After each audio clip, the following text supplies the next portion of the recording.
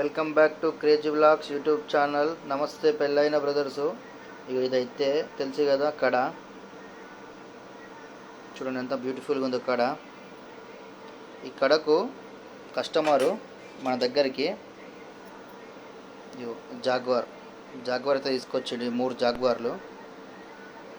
ఈ 3 జాగ్వార్లు ఇప్పుడు ఇందాక చూపించిన కడకు మనం సోల్డరింగ్ చేస్తాం. చూడండి చేసినాక ఎంత బ్యూటిఫుల్ ఉంటుందో మీకు చూపిస్తాను. చూడండి ఈ జాగ్వారు సోల్డరింగ్ అయితే అయిపోయింది. చూడండి 3 జాగ్వార్లు.